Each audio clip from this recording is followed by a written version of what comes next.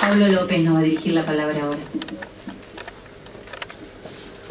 Bien, buenas tardes a todos. En primer lugar, expresar mi saludo y mi solidaridad con todos los familiares y víctimas, con Carla, por supuesto, que es parte de la organización de esta audiencia.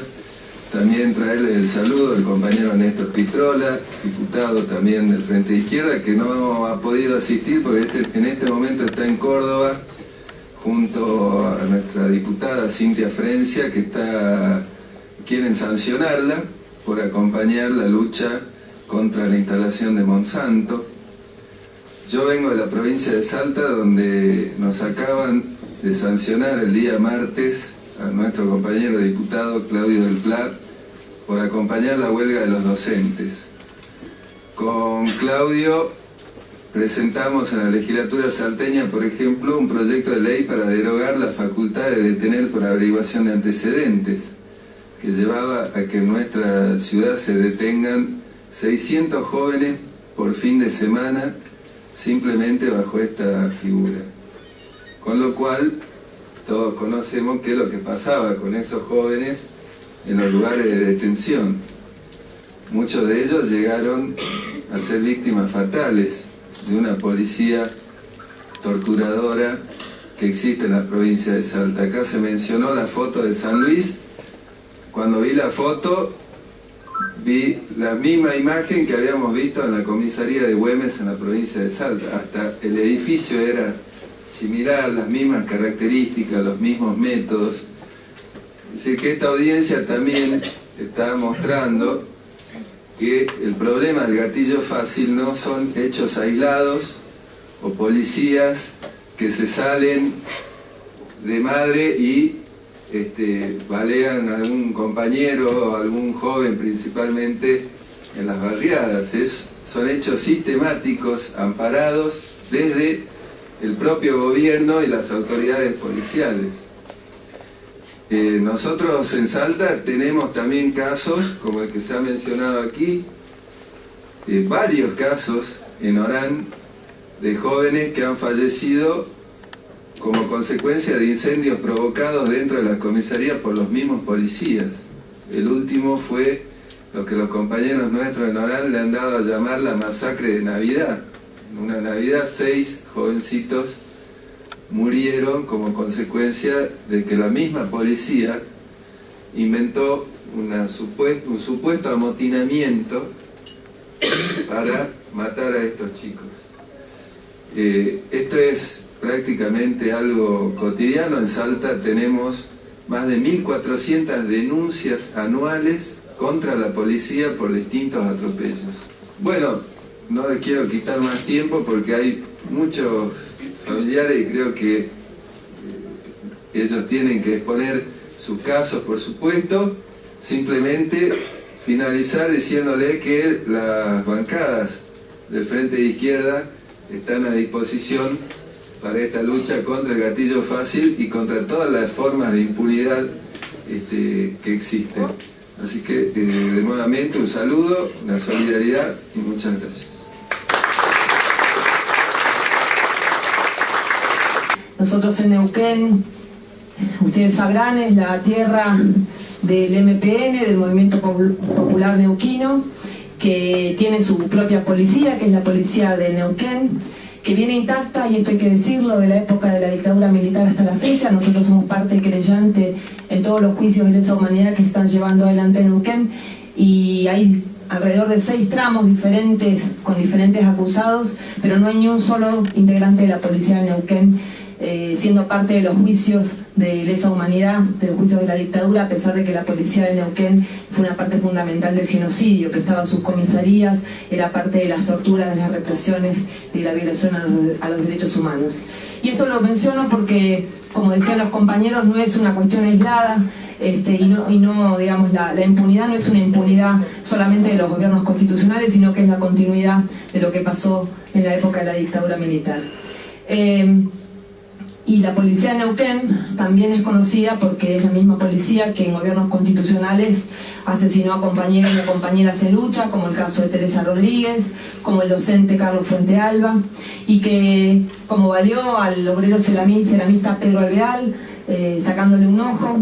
Yo les quería contar que hay alrededor de 7 personas que perdieron el ojo por balas policiales en la provincia de Neuquén, algunos en represiones y otros en detenciones ilegales de la policía de Neuquén. Y también en este último tiempo ha habido una avanzada en lo que son los casos de gatillo fácil. La práctica de torturas en cárceles y comisarías es algo usual. En la unidad de detención número 11, que es la más conocida en Neuquén, en el año 2004 se llevó adelante una tortura indiscriminada por parte de toda digamos, los policías que eran parte de la unidad contra 27 presos. Esa causa se llevó a juicio oral y solamente se condenó a algunos de los policías, a la mayoría, a 21 los absolvieron, condenaron a 6 por penas menores. Y en esa misma cárcel, uno de los testigos fundamentales de ese juicio, que llevó mucho esfuerzo a los compañeros de Zainuco que eran parte querellante en esa causa, fue asesinado el año pasado. Su nombre es Cristian Ibaceta. Fue asesinado también por la propia policía de Neuquén por haber sido testigo en esta causa. La práctica de asesinar testigos en Neuquén es algo que se está dando, después lo vamos a contar bien, pero no solamente se ha asesinado a Cristian Ibaceta, sino también a Willy Gutiérrez el año pasado, fue testigo clave en la causa y en el juicio seguido contra el policía Salas, que es el policía que asesinó a Brian Hernández, que está él y acá, la mamá de Brian, para contar el caso. Y además en Neuquén, y esto para hacer un breve recuento, pero Neuquén es la tierra en la que hay desaparecidos en estos gobiernos constitucionales. Hay un caso emblemático que es el del estudiante Sergio Ábalos, que está desaparecido van a ser 10 años. Está, entre otros, y que por supuesto no se sabe absolutamente nada de lo que pasó ni con Sergio, y no hay ni un solo responsable imputado en su causa. Para nosotros era importante venir acá. Nosotros en el año 2012 en Neuquén, yo les decía, ese mismo año es el que asesinan a Cristian Ibaceta, y el 22 de julio del año 2012 asesinan a la policía de Neuquén, un policía que se llama Héctor David Méndez, que era integrante de la comisaría primera, de la brigada especial de la comisaría primera. Asesina por la espalda a un joven de 19 años que es Matías Casas, con 4 disparos, 2 de los cuales impactan en el cuerpo y uno le causa la muerte horas después. Está acá Liliana Silva, que es la mamá de Matías y que después les contará bien el caso. Y menos de 6 meses después, otro policía, Claudio Salas, asesina a un niño de 14 años que es Brian Hernández, también por la espalda.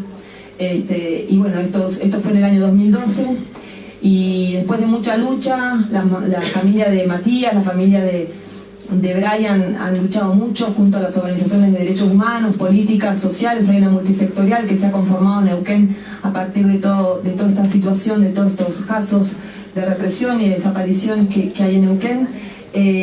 Se pudo lograr en los 2 juicios orales que se llevaron adelante la condena de estos policías. En el caso de Brian, la condena a prisión perpetua, que ya está firme por el Tribunal Superior de Justicia en Neuquén, y en el caso que a mí me tocó participar, que es el caso de Matías Casas, que se llevó adelante hace muy poquito, en mayo, un juicio por jurado. Fue el primer caso de gatillo fácil que se llevó adelante en la modalidad de jurado, de juicio por jurado. En Neuquén este año se instauró la reforma procesal penal, que instaura justamente el juicio por jurado para algunos casos y no para todos, en realidad, y esta ya es una opinión personal, pero la política de reforma de este código en realidad lo que tendía a hacer, incluyendo el juicio por jurado, era legitimar penas altas, porque no se juzgan todos los delitos por juicio por jurado, sino que solamente se juzgan los delitos que tienen una pena pedida por el fiscal de mayor de 15 años, es decir, que en realidad esta modalidad que muchos ven como algo importante, la del juicio por jurado, y que se pelea en muchos ámbitos para que sea una democratización de la justicia, lo cierto es que en Neuquén hay una especie de trampa, que en realidad lo que buscan es legitimar penas altas, porque solamente van a juicio por jurado este tipo de pena, y hasta ahora se han logrado, digamos, en los juicios que se han llevado adelante, los que son llevados a juicio son los pibes pobres que los condenan a penas muy altas.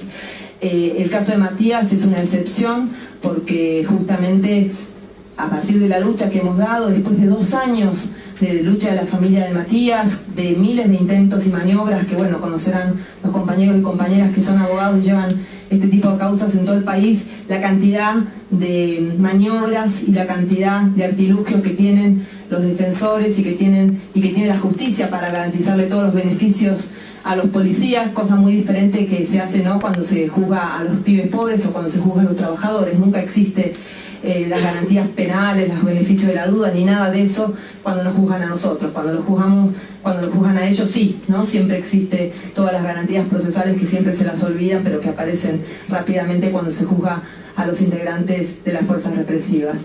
Más allá de esta cuestión, que me parecía importante contárselas, porque justamente es algo novedoso, la instauración del juicio por jurado, logramos que el jurado, con un veredicto de unanimidad, dictara la culpabilidad del policía Héctor David Méndez, y estamos en este momento, previo a la instancia de la imposición de pena. Se hace el juicio en 2 etapas. Por un lado se hace el veredicto por el jurado, y ahora viene la etapa de la pena que le impone un juez profesional, y que estamos luchando y peleando para que la pena que se le dé es la pena de prisión perpetua, porque también, hasta con sus propias leyes, buscan artilugios. Ustedes saben que hay un agravante, que es el artículo 80, inciso 9 del Código Penal, que dice que se agrava el delito cuando el que lo comete es un policía, pero en todos los casos en que se imputa este delito, cuando asesinan a nuestros jóvenes, siempre buscan algún artilugio para que no se imponga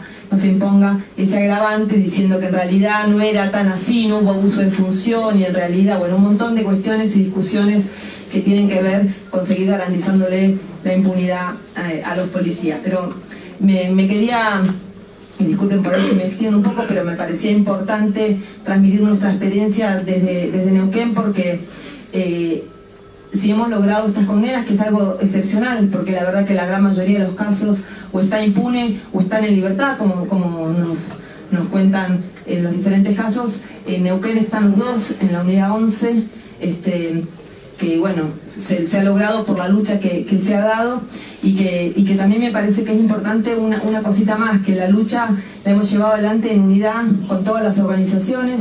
Neuquén es un lugar de mucha combatividad, es la tierra de los obreros de Sanón, es la tierra de los docentes combativos de ATEN, es la tierra que se conoce como la capital de los derechos humanos por la lucha que han dado y hemos dado los organismos allá en Neuquén, pero también es la lucha, digamos, la tierra en la que se criminaliza de una manera increíble a los trabajadores cuando salen a luchar. En Neuquén hay alrededor de 1.200 procesados por luchar, en una provincia que tiene digamos, un porcentaje de habitantes de alrededor de 600-700.000, hay 1.200 procesados por luchar, entre compañeros ceramistas, docentes de ATEN, compañeros del pueblo mapuche, que son constantemente criminalizados por luchar por sus derechos, por su territorio, y son muy poquitos los casos de policías o de integrantes de fuerzas represivas que llegan a ser juzgados, cuando es una práctica cotidiana esto de las torturas y las detenciones ilegales a los jóvenes. Así que bueno, yo quería, por un lado, denunciar esta situación, por otro lado, seguir reivindicando la posibilidad de unificar las luchas, reivindicar esta instancia en que nos podamos escuchar y podamos seguir denunciando no solamente cuál es la política de las fuerzas represivas, sino también de la justicia que los ampara, y cuál es la responsabilidad, en el caso de Neuquén, del gobierno provincial, pero en los diferentes casos del gobierno nacional también, porque ellos son en última los responsables de las diferentes fuerzas represivas que hay a nivel provincial y nacional. Buenas tardes, yo soy Liliana Silva, la mamá de Matías Casas, el chico que el 22 de julio del 2012, siendo las 2:20 de la mañana, estaba en la cuenca 15, mi hijo con su novia en una esquina. Aparece Héctor David Méndez, sin conocerlo, le pregunta si es Matías y empieza a disparar. Mi hijo estaba con la motocicleta, con la moto en marcha, se sube, empuja a la novia, se sube a la moto y sale. Él, no conforme con eso, le dispara 4 tiros, cual 2 impactan en el cuerpo, cual le produce la muerte. No solamente conforme con el disparo, lo persigue en una camioneta con un amigo y su hijo. Cuando llegan al lugar, mi hijo estaba tirado, rodeado de 8 policías, cual le permite a Méndez bajarse y patearlo. La misma policía lo saluda y lo permiten patear. Lo permite que le dé una patada, cual se comprueba en el juicio que sí se la dio. No conforme con eso, tardaron media hora para subir a mi hijo a la ambulancia. Habiendo testigos que declararon que vieron lo que hizo, conocieron el nombre de Héctor Méndez porque la policía al saludarlo lo hace. No solamente con todo eso, él a las horas de haber matado a mi hijo, lo tratan como delincuente, sale como que fue en defensa personal, pero había un testigo clave que era la novia, me dijo que ve que él viene y dispara. Todavía no sabemos el motivo exacto, calculamos por lo que ha pasado que fue por una diferencia verbal con su hijo. Ellos dicen que mi hijo estaba armado, mi hijo no estaba armado. En la hora del juicio no solamente tuvimos que pasar 22 meses para que salga un juicio, porque en diciembre del 2013 se iba a hacer el juicio y dado al doctor Ronda, que es el defensor del policía, presenta un certificado que no se constata que tiene tuberculosis y no se inicia el juicio. Hoy por hoy estamos esperando la sentencia. Bueno, buenas tardes. Yo soy Eli Hernández, yo soy mamá de Brian Hernández. Brian tenía 14 años, recién había egresado al 7º grado, había egresado como escolta de la bandera y había recibido un premio al mérito porque le había costado bastante poder terminar la escuela primaria. Y el día 17 estábamos ya, creíamos que acababa el acto de la finalización de la entrega de los diplomas, cuando estábamos levantando y sentimos en el parlante sonar que Brian Hernández era premiado por el premio al mérito, y eso nos llenó de orgullo a todos los familiares que estábamos ahí. Y bueno, babosos, ¿no? Todos. Brian era un chico lleno de vida, hermoso, lleno de sueños sobre todas las cosas. Brian egresó el 17 de diciembre y fue asesinado el 19 de diciembre con un tiro en la nuca. Esa noche, Brian, cerca de las 11 de la noche nos acostamos a dormir.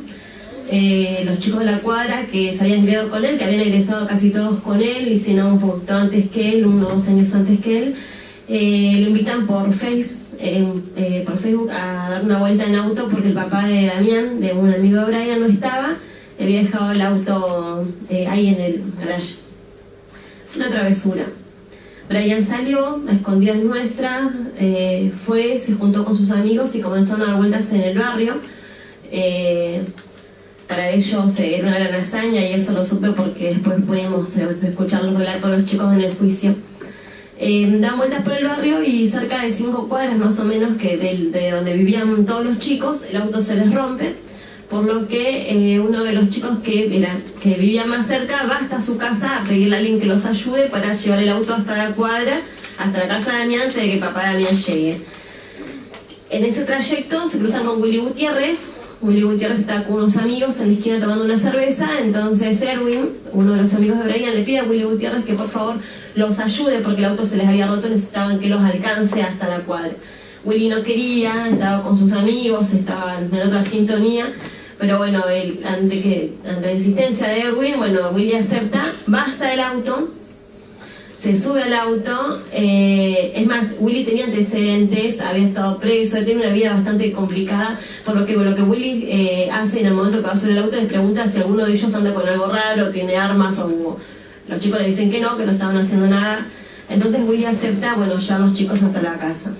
En ese trayecto, que era muy corto, Willy Gutiérrez se cruza con un móvil de la policía que no le hace ningún tipo de señal, por lo que no siente que tenga que parar el móvil, el auto ni nada.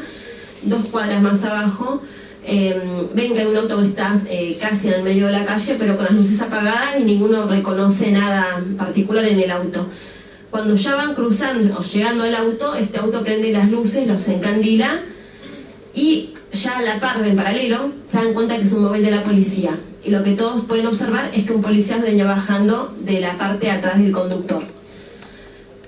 Ellos también creen que ese móvil los iba a parar, pero no les hace tampoco ninguna señal de alerta, por lo que continúan la marcha y sin mediar, sin motivo, de manera inexplicable, este policía saca su arma, toma posición del polígono y dispara la luneta del auto. reconociendo en el juicio que él vio que dentro del auto venían muchas personas. Esta bala que entra en la luneta del auto le pega a Brian en la nuca y le produce una muerte cerebral instantáneamente. Los chicos alcanzan a huir 10 cuadras más o menos hasta que chocan con un cordón cuneta y donde bueno, ya son interceptados por otros móviles. En ese momento comienzan a llegar en Neuquén hay un sistema que se llama cuadrillas, donde a cada 5 cuadras hay un móvil de la policía. Estos móviles llegan todos al lugar. Hay muchas grabaciones que se pudieron escuchar en el juicio, donde los policías, quien dirige desde el centro de operaciones, que pide que se vayan todos del lugar, que salgan del lugar, a lo que los policías no le daban, no hacían caso a la orden del otro policía, se quedan en el lugar, contaminan la escena completamente y bueno, los amigos de Brian son detenidos, golpeados, torturados en el lugar. Para este momento el papá de Damián ya estaba buscándolos porque había llegado a la casa y no había encontrado el auto. Llega hasta el lugar porque ve desde lejos las luces de los patrulleros, llega hasta el lugar y les pregunta a los policías qué había pasado y le dicen que bueno, que los chicos estaban en el auto, que lo habían chocado y que iban a ser detenidos, que iban a ser llevados a la comisaría del menor de Neuquén. Él estaba ahí, ningún policía fue capaz de decirle que adentro del auto estaba Brian herido de muerte. Es un vecino que tenemos hace más de 30 años. Y fue hasta la cuadra donde nos avisan, nos golpean las puertas todos y nos dicen, me sacaron el auto, los chicos chocaron. Es más, él reclamaba el arreglo del auto. Imagínense que lo reclamaba el arreglo del auto porque no tenía ni idea de lo que había pasado con Brian. Vamos todos papás a la comisaría del menor. Esto fue cerca de las 3 de la mañana. Se hicieron las 7 de la mañana y yo estaba sentada en la comisaría del menor esperando que me entreguen a mi hijo. Ahí es cuando uno se da cuenta de cuánto no sabe, ¿no?, de leyes ni de nada, porque yo no sabía que mi hijo no podía estar detenido porque tenía tan solo 14 años. Todavía no nos terminamos de desayunar el asesinato de Matías Casa, que había ocurrido 6 meses antes.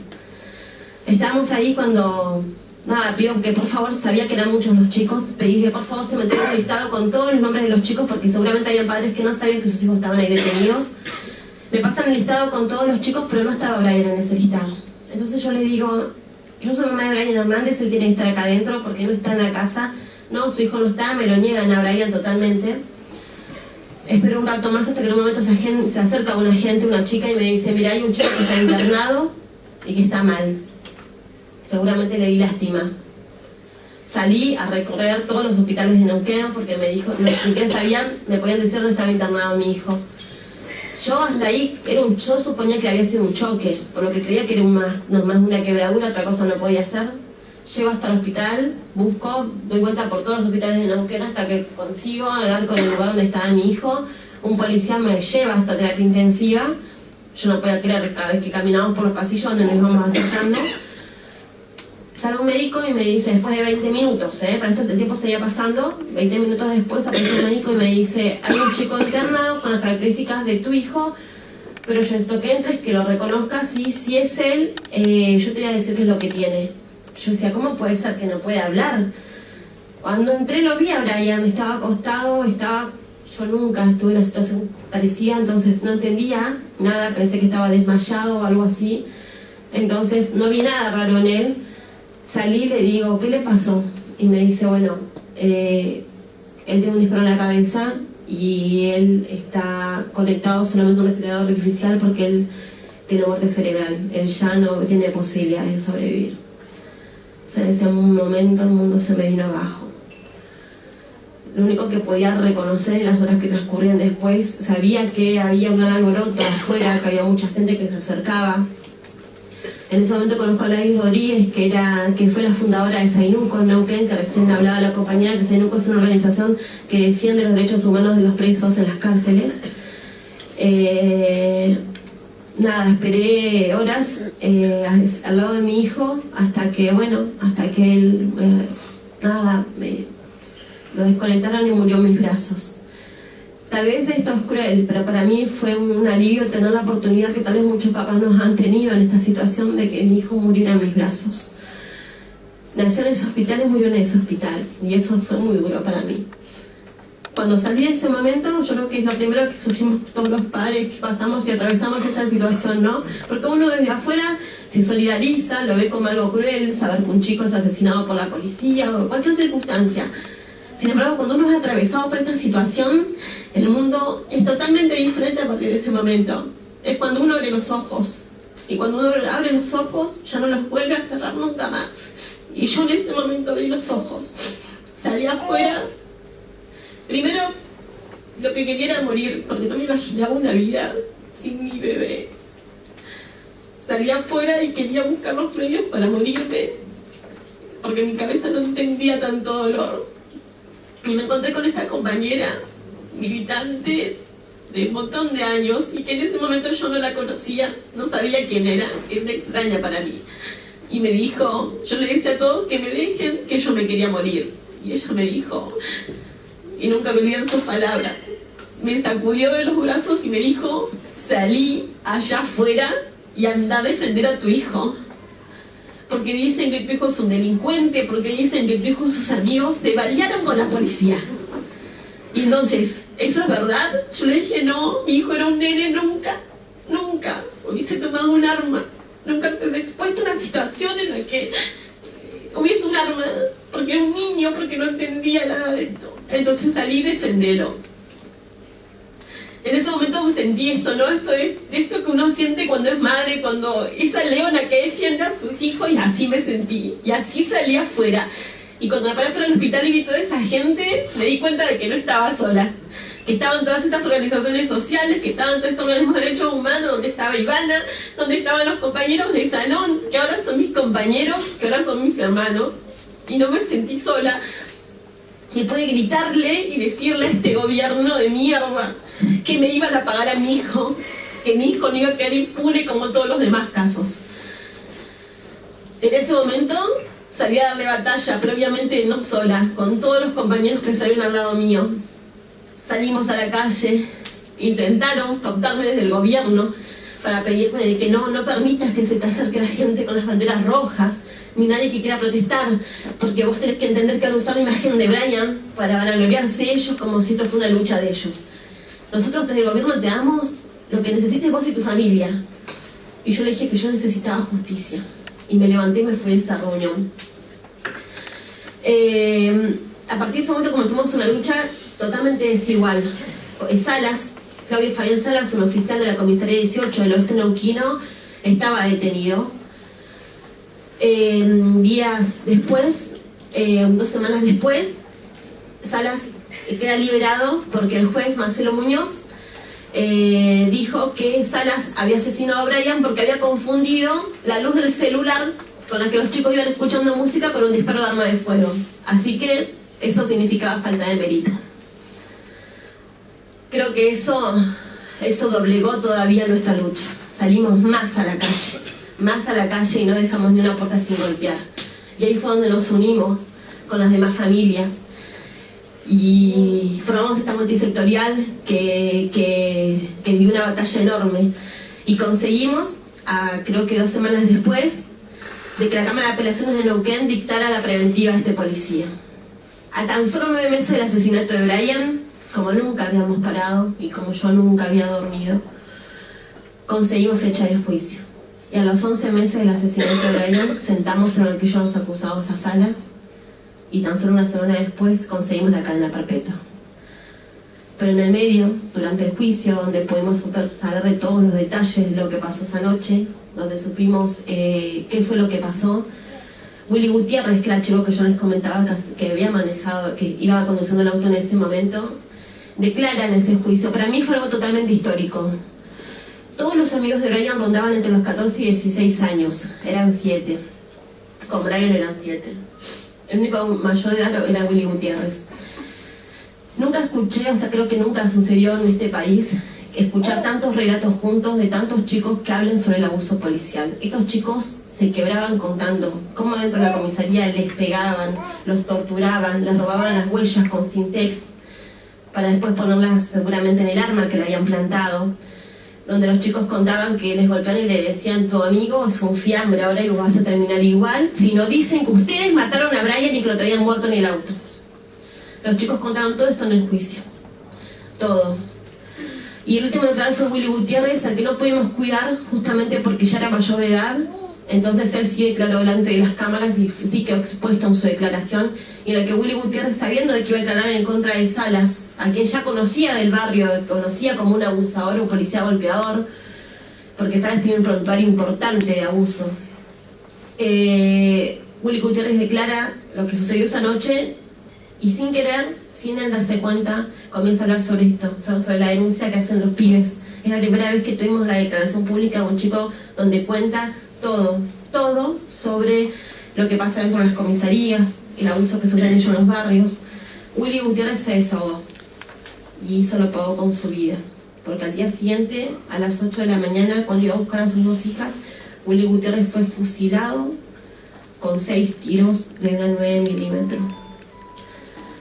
Hace más o menos un mes atrás, en el juicio por jurados, logramos condenar al asesino de Willy Gutiérrez, que también es una víctima, porque también es un joven pobre en un barrio y que es un sicario, y al que también nosotros consideramos víctima porque sabemos que fue mandado por la policía.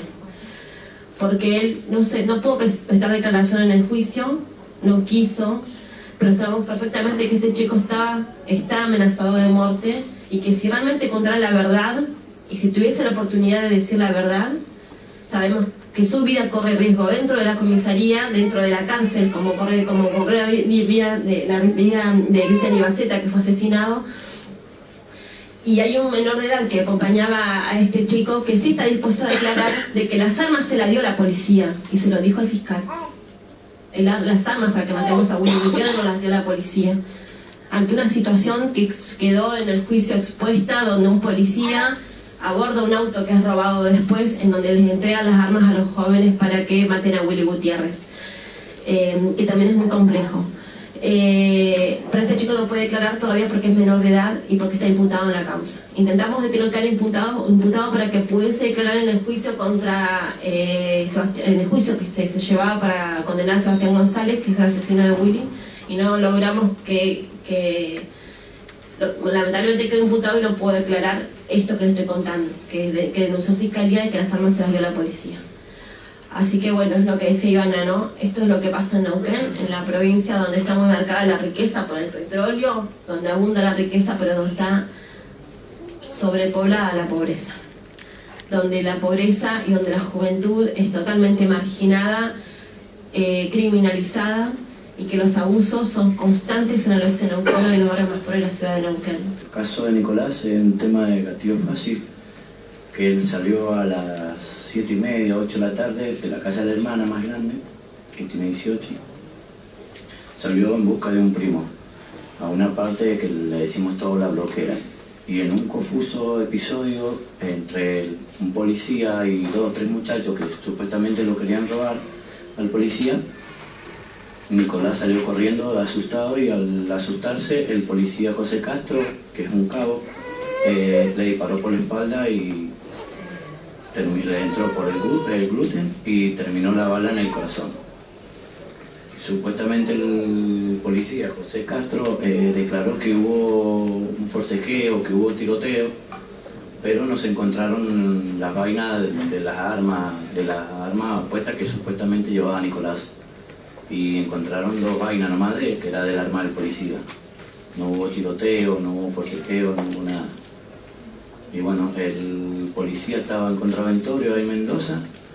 El fiscal Santiago Garay no le quiso firmar el traslado a la penitenciaría común, a la penitenciaría de Mendoza, a una celda común allá, no se lo quiso firmar y hicieron cambio de carátula.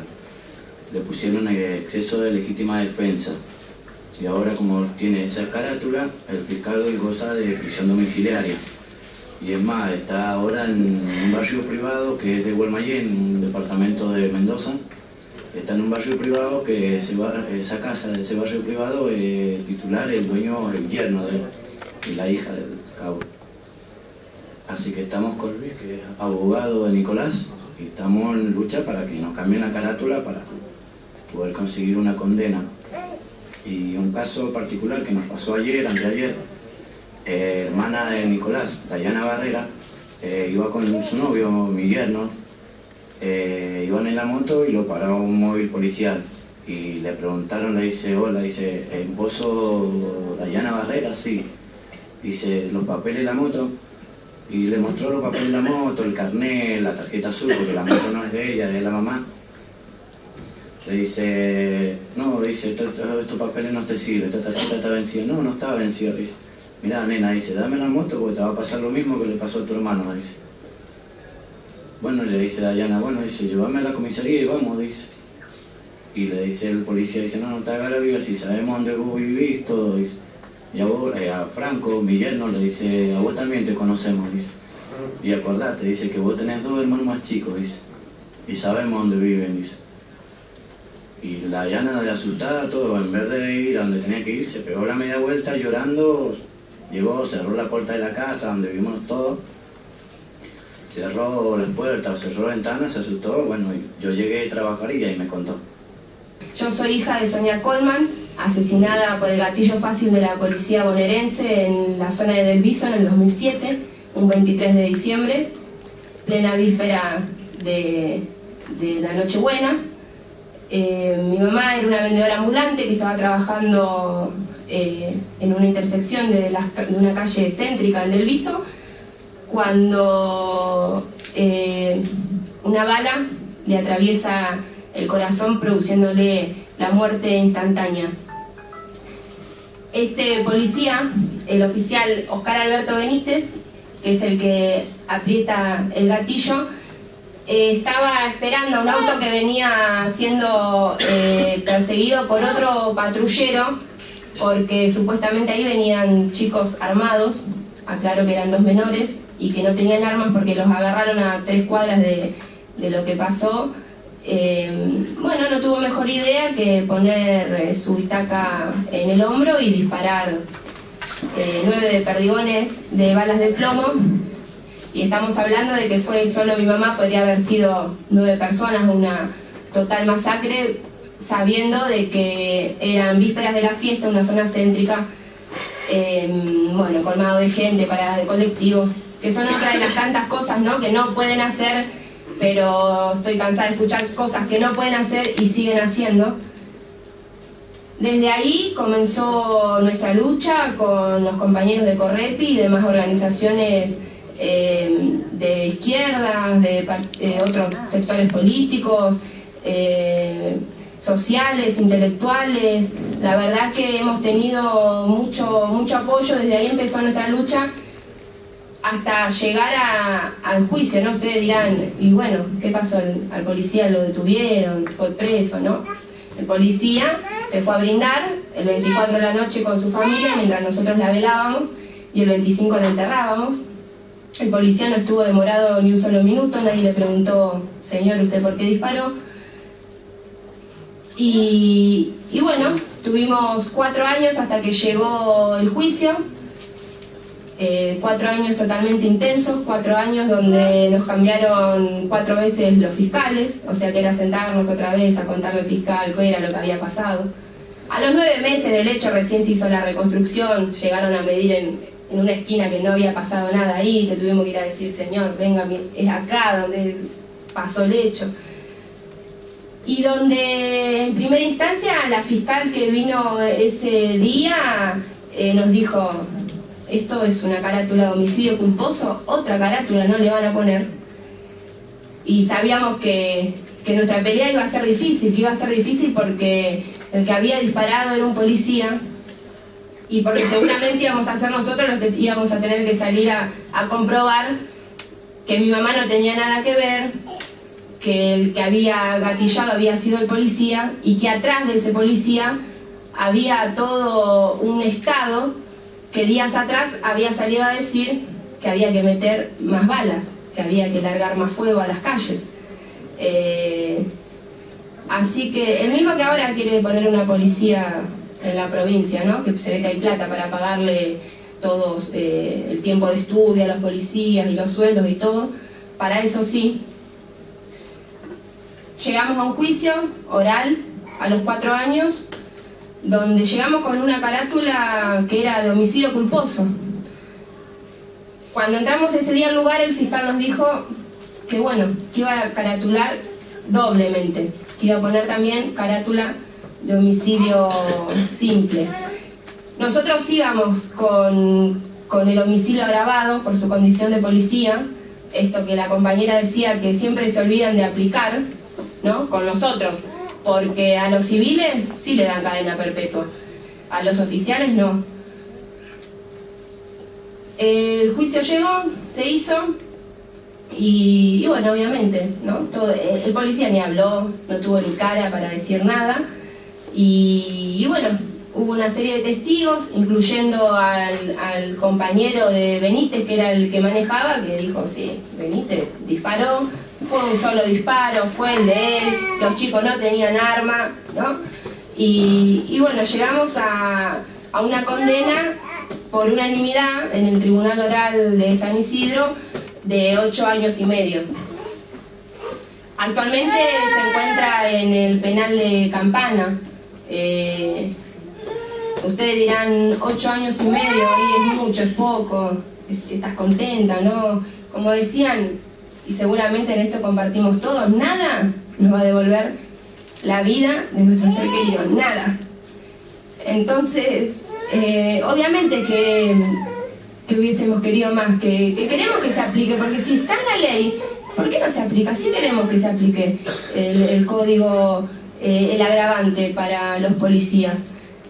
Y ese día volvimos a mi casa con un montón de gente que hoy está acá, que nos había acompañado, que sabíamos que esa la forma, organizarnos y salir a luchar con demás personas que le había pasado lo mismo y que no, para mostrarles de que se puede, a los compañeros que por ahí no llegaron todavía a un juicio y que creen que nunca va a llegar y que nunca va a pasar nada y que esto va a quedar impune, que sí se puede, que acá hay un montón de compañeros de la lucha, de abogados, de diputados, de exdiputados, de banderas rojas, como le decían acá la compañera, que están dispuestos a ayudarnos y que tenemos que confiar en ellos, no en los que nos vienen a decir ¿qué necesita?, ¿no? Enseguida te mandan psicólogos y todas esas cosas, los de los derechos humanos de este gobierno y de otros, ¿no? Yo hablo por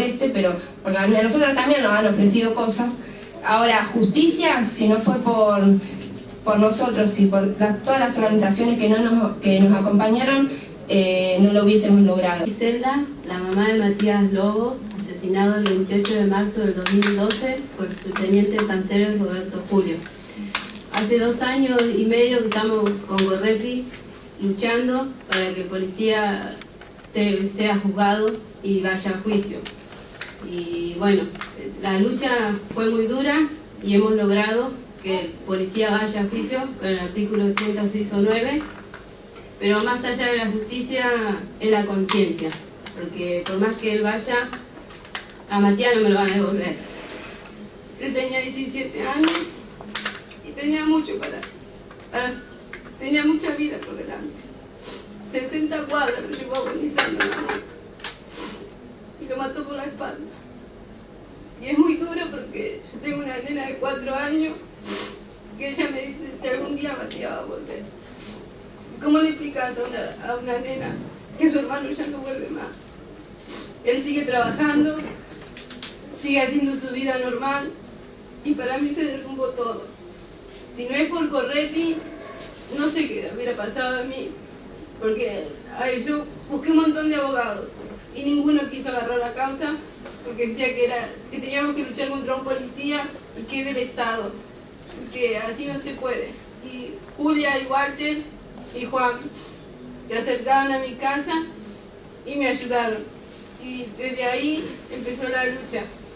Y por Mati estoy hoy acá para decir que se puede, pero es la conciencia, porque la gente lo discrimina mucho a veces a los chicos por su forma de vestirse o si tienen un par de zapatillas caros o esas cosas, pero es muy duro. Gracias. Buenas tardes, yo soy la mamá de Gonzalo Crespo, que lo adquirió el policía Javier Almirón en Saavedra hace ya 4 meses. Nada de lo que diga ni lo que haga le va a devolver la vida a ninguno de nuestros seres queridos, pero tenemos que seguir en la lucha para poder que se haga un poco de justicia, porque nunca se hace la justicia como debiera hacerse. Realmente nosotros estamos muy conmovidos, esto es muy reciente, sabemos que no lo vamos a olvidar nunca, pero sí capaz conseguiríamos un poco de tranquilidad. Por ahora estamos en la lucha, estamos consiguiendo cosas a través de María del Carmen y de la Correpi, porque desde el mismo momento que sucedió, el mismo día todavía no nos habían entregado el cuerpo y mi hija y su esposo ya estaban en la Correpi.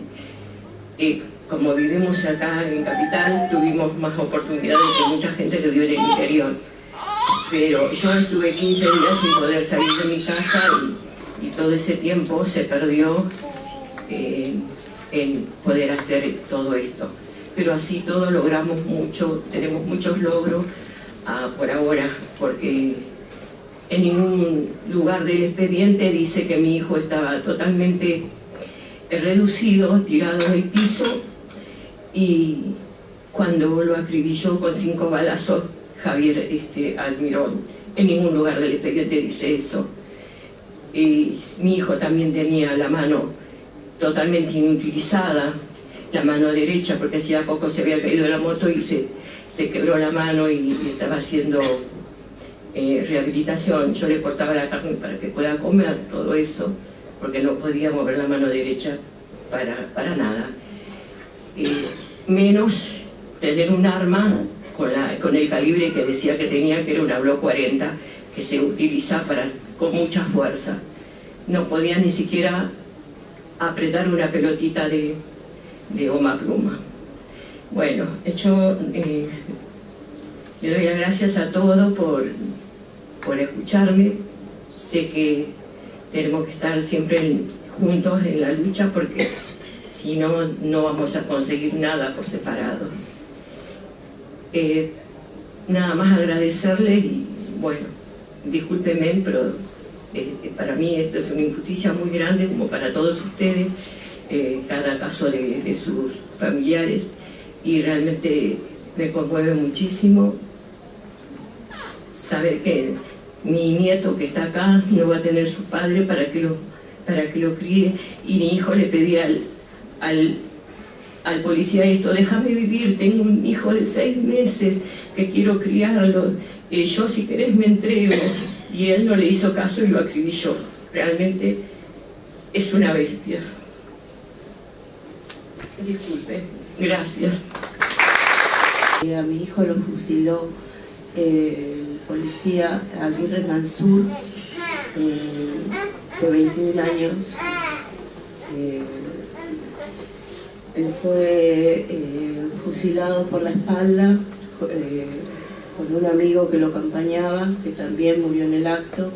Mi hijo estuvo 2 meses y 17 días internado en el hospital de Moreno, donde los 10 primeros días tenía toda la policía en el pasillo, como si fuera él el criminal. Lo esposaron, lo encadenaron a la camilla, ya estando él en un estado crítico. El policía lo que argumentaba era de que los chicos le habían querido robar, y en la escena del hecho solamente se encontraron vainas de la 9 milímetros, y los chicos no tenían armas. Inclusive a uno de los chicos le faltaban las zapatillas, que fue el amigo de mi hijo, el que murió en el acto. Luchamos 10 días con mi familia, porque en ese momento estábamos solos, no sabíamos qué hacer, contra la policía, que ni siquiera me quería dejar entrar a mí a ver a mi hijo, que se estaba muriendo. Y bueno, después hablé con la fiscal en una oportunidad donde no se hizo responsable de todo lo que había pasado en el hospital, que supuestamente ella no mandó a la policía al hospital, después que cambió la carátula y este asesino estaba imputado por doble homicidio, pero estaba en la calle. No estaba detenido. La fiscal me dijo que si yo no estaba conforme, podía pedir otra fiscal. Y las últimas palabras que le dije era: yo no estoy conforme. Y me fui. Después, a los 2 días o 3, nos enteramos de que se excusó de la causa. Esto fue después del fallecimiento de mi hijo. Y bueno, después de 1 año y 2 meses de lucha, hoy en día Aguirre Mansur está detenido y estamos esperando novedades. Muchas gracias.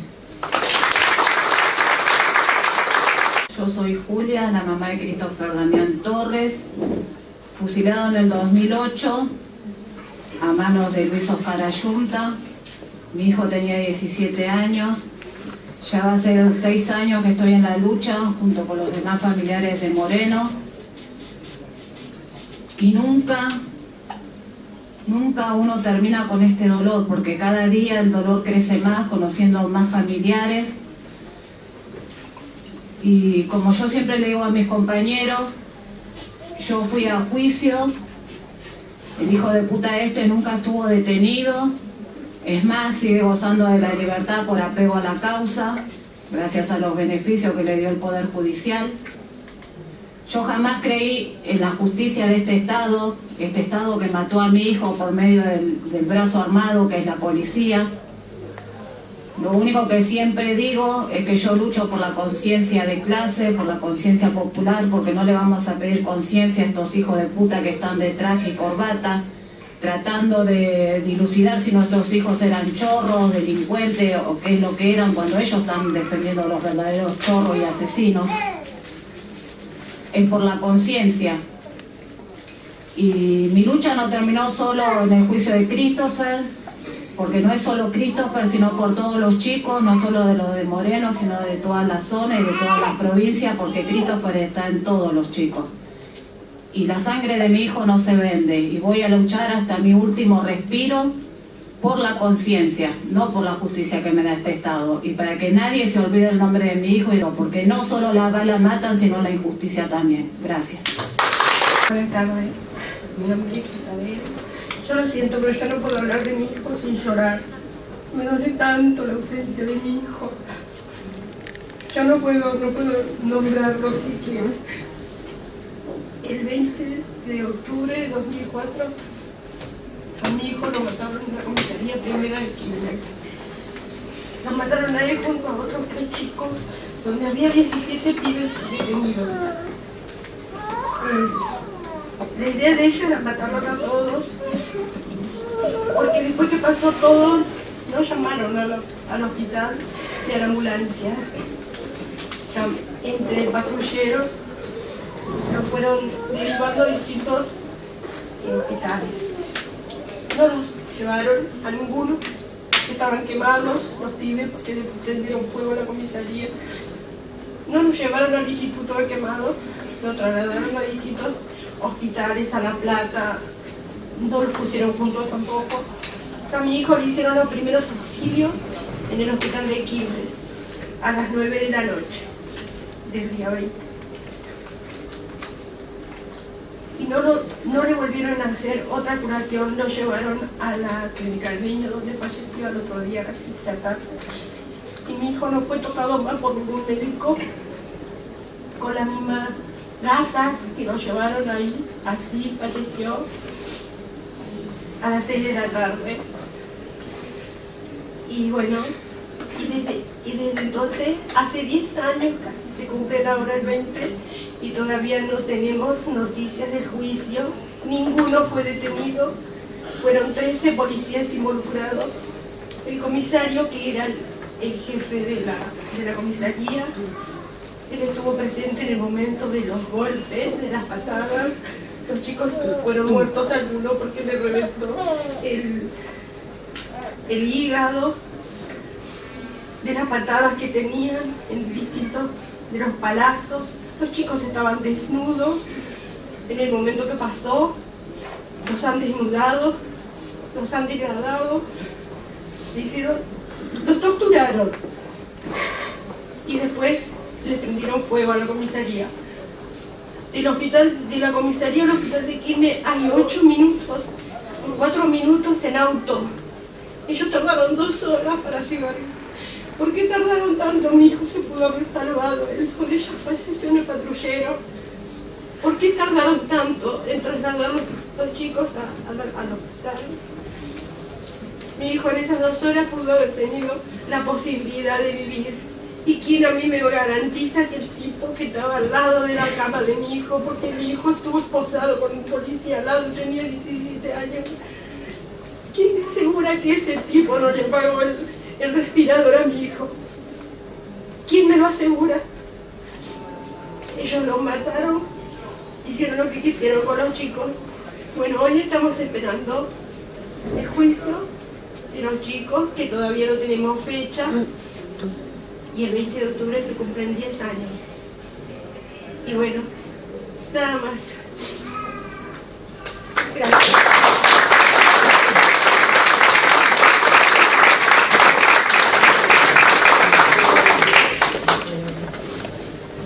El informe, que es muy breve, ha sido redactado por los compañeros de la Coordinadora Antirrepresiva de Córdoba, integrantes también del Encuentro Nacional Antirrepresivo, y dice: compañeros, desde Córdoba saludamos la actividad y enviamos este informe de la situación política en esta provincia en materia represiva, de modo que los compañeros de ELENA compartan con ustedes nuestras acciones y reclamos y hagamos presente la lucha antirrepresiva cordobesa en adhesión a las de las otras regionales.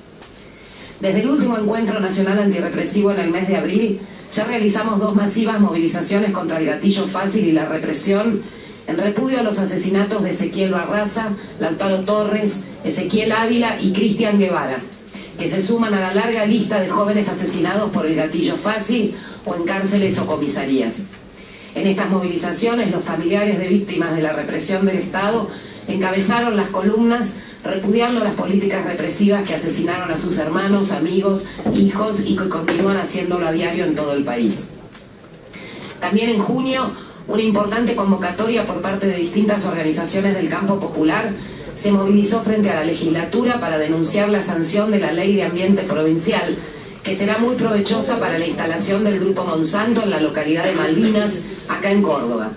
Esta acción fue reprimida con gases lacrimógenos y balas de goma, con un saldo de 26 detenidos que durante 3 días reclamamos que fueran liberados. De esos compañeros, 23 están imputados por delitos penales, daños, lesiones y resistencia a la autoridad. En Capital Federal, unos días después, por una acción de solidaridad y adhesión a esta lucha, fueron reprimidos y encerrados 12 compañeros, quienes por la lucha de las organizaciones fueron liberados un día después.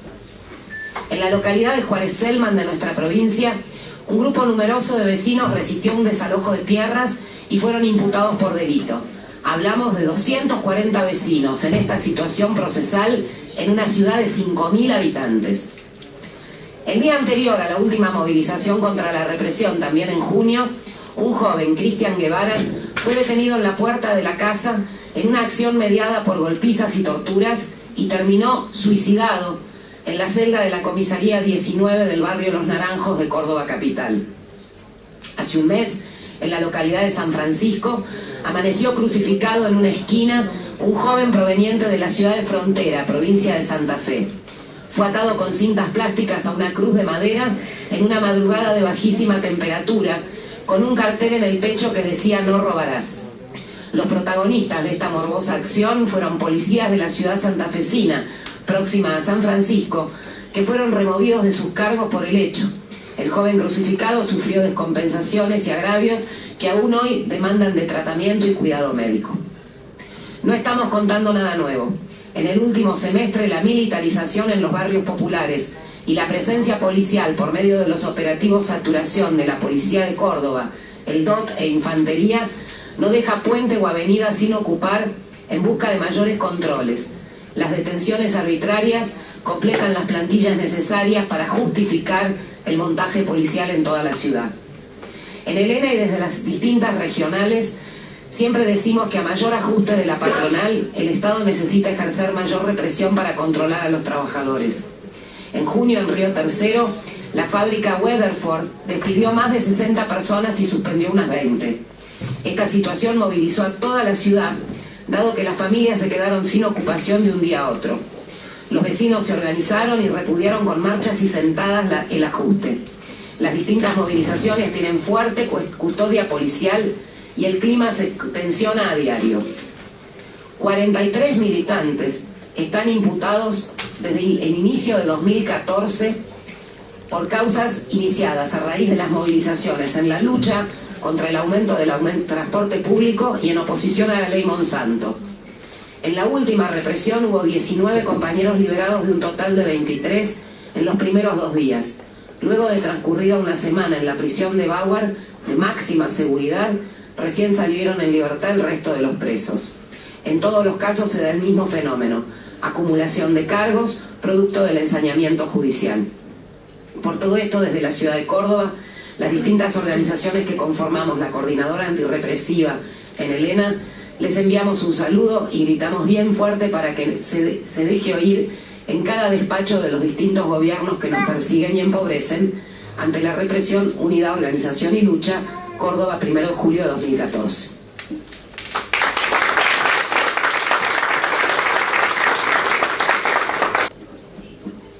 Bueno, muchas gracias. Buenas tardes, compañeras, buenas tardes, compañeros. La verdad que compartir las historias de los familiares víctimas del gatillo fácil y la represión policial no es tarea sencilla. Nos duelen los relatos que escuchamos y nos duelen además desde nuestra propia experiencia, nuestro propio aprendizaje, desde nuestras propias biografías. Llegué unos minutos tarde a la convocatoria precisamente porque desde esa biografía personal, hoy por la mañana teníamos una audiencia importante en el tercer juicio ESMA, en el cual soy querellante. Soy la hija de un desaparecido, Rodolfo Walsh, y pareciera cosas que no necesariamente tienen algo que ver. Sin embargo, precisamente por el aprendizaje que hemos podido hacer, un aprendizaje que lleva ya muchos años, al menos en mi caso, son cosas que sí tienen que ver, que están poderosamente relacionadas unas con las otras, y hace también a nuestra mejor comprensión el poder entenderlo. Yo le agradezco especialmente a Carla la invitación. Comparto con Carla las denuncias que ella viene haciendo desde hace ya muchos años, la indignación que acompaña a leer que este policía que le causa las heridas que la dejan en una silla de ruedas a Carla es un policía que está libre y que además tiene un puesto bueno, que merece denunciarse y bueno, y pedir en ese sentido una reparación. Pero la verdad que no estamos recorriendo el camino de la ingenuidad, estamos recorriendo el camino del aprendizaje y la formación. Y yo quería entonces ser muy breve, porque todavía hay otras historias que es importante poder compartir, traer no solo mi solidaridad, sino traerles unas muy breves líneas de mi padre desaparecido, Rodolfo Walsh, que supo también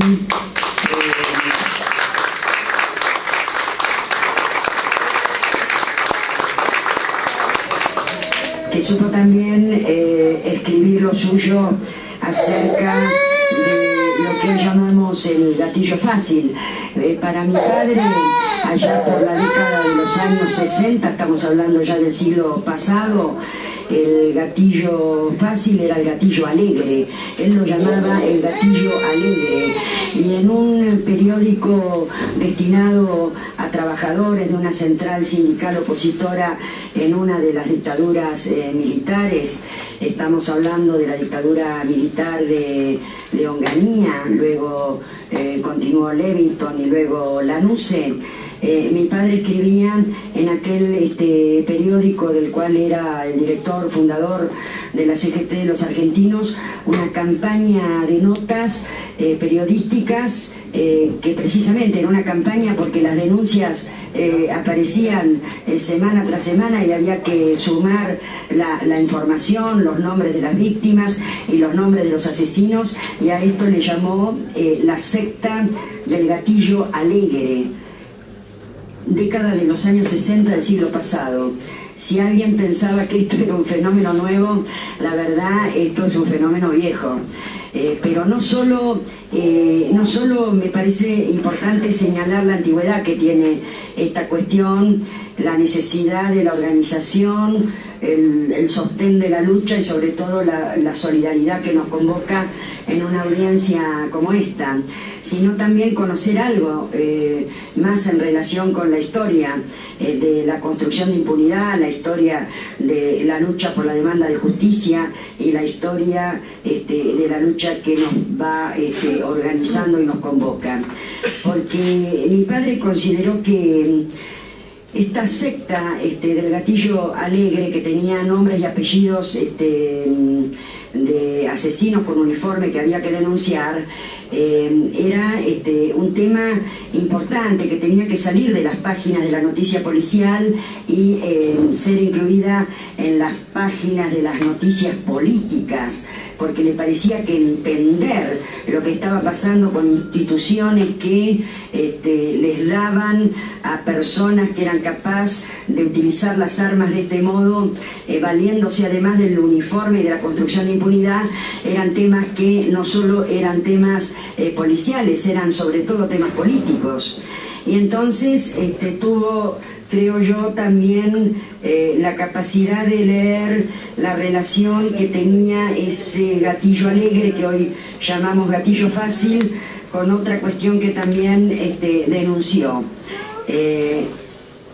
La mano en la lata, lo que hoy decimos gatillo fácil, asociado estructuralmente a la corrupción de las instituciones, en este caso la institución policial, con la mano en la lata, es lo que él llamó la logia de los dedos en la lata.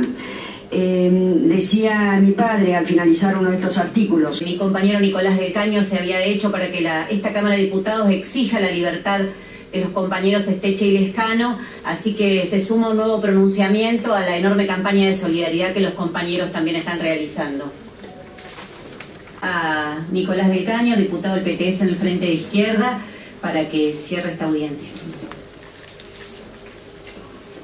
Bueno, simplemente muy breve para agradecerle la presencia de todos acá, bueno, especialmente de todos los familiares. Creo que nosotros desde que llegamos a este congreso